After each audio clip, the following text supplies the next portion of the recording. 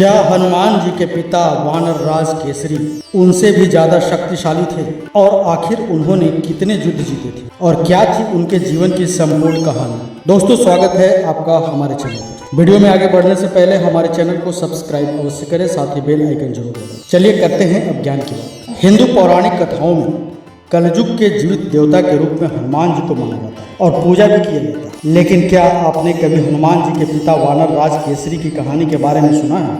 दरअसल वानर राज केसरी जी को कपि देश का राजा यानी कि कपिराज कहा जाता था। पौराणिक ग्रंथों में वानरों में ब्राह्मणों की कपि नाम की एक जाति हुआ करती थी और बृहस्पति के पुत्र स्वयं वानर राज केसरी माने जाते हैं। कहते हैं इसी कपि क्षेत्र के राजा वानर राज केसरी थे।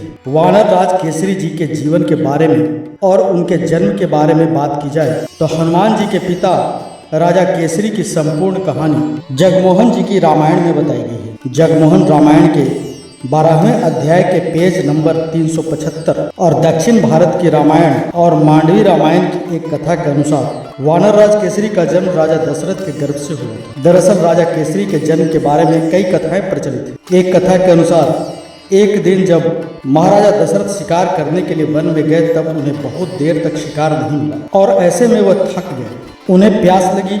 वो पानी पीने के लिए एक तालाब के पास पहुंचे जिसका नाम गंगा सरोवर था, जो कि इंद्रलोक की अप्सराओं के स्नान के लिए बनाया गया था। इस पंपा सरोवर की देखरेख श्रृंगी ऋषि किया करते थे। उन्होंने सरोवर के संरक्षण के लिए अपनी शक्तियों से कुछ ऐसा करके रखा हुआ था कि अगर कोई भी पुरुष इसमें नहाए, उसका पानी पिए तो वह तुरंत ही स्त्री में बदल जाएगा। और अपनी प्यास के कारण राजा दशरथ ने जाकर जैसे ही उस सरोवर का पानी पिया, वह तुरंत ही स्त्री रूप में बदल गया और अपने शुद्ध बुद्ध खो बैठे। उसी समय वहां पर कपि देश के राजा वासुकी गुजर रहे। उनकी नजर राजा दशरथ पर पड़ी, जो कि अब एक सुंदर अप्सरा बन गए थे। कपिराज वासुकी उन पर मोहित हो जाते हैं और जब वह उनसे बात करने आए तो वह नारी रूप में महाराज दशरथ उन्हें बताते हैं कि वह अपनी याददाश्त भूल गई है और इस वन में गुम हो गई है। तो ऐसे में वह बांदरों के राजा वासुकी उन्हें अपने साथ अपने कपि देश में ले आते हैं और उनसे शादी भी कर लेते हैं। इनसे ही वानर राज केसरी का जन्म हुआ था। वहीं एक दूसरी कथा के अनुसार वाल्मीकि रामायण में बताया गया है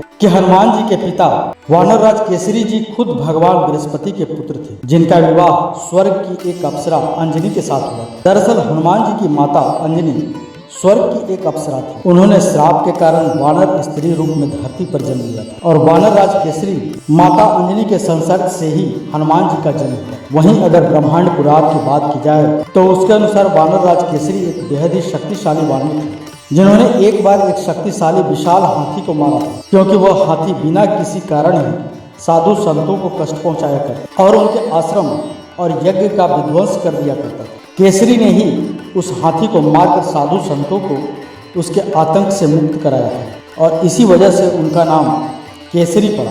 वहीं कहते हैं कि केसरी जी की सेना में खुद भगवान श्री राम की सेना के साथ मिलकर रावण के खिलाफ युद्ध किया। वहीं कहते हैं कि केसरी जी की सेना ने खुद भगवान राम की सेना के साथ मिलकर रावण के खिलाफ युद्ध किया। वो एक महान योद्धा था जो एक बार में 1 लाख से ज्यादा वानर सेना के साथ युद्ध कर सकते थे। कहते हैं वो एक महान राजा और महान योद्धा था जो एक बार में 1 लाख से ज्यादा वानर सेना के साथ युद्ध कर सकते थे। उनकी पूंछ और उनकी भुजाओं में एक समान बल था, जिससे वह बड़े बड़े पत्थरों को उठाकर एक ही बार में फेंक दिया करते थे। वानर राज केसरी सिर्फ बलवान ही नहीं बल्कि उसके साथ साथ बुद्धिमान भी थे। उनके पास वानरों की एक बड़ी विशाल सेना थी और वो सेना का खुद नेतृत्व किया करते थे। वहीं वानर राज केसरी का नाम रामायण काल के सबसे शक्तिशाली वानरों में भी लिया जाता है। त्रेता युग के सर्वश्रेष्ठ वानर के रूप में उन्हें माना जाता है। कहते हैं कि किष्किंधा के राजा बाली और यहाँ तक कि राजा सुग्रीव भी स्वयं उनकी प्रशंसा किया करते थे और उनकी इज्जत किया करते थे। यह कहना उचित तो नहीं होगा कि वानर राज केसरी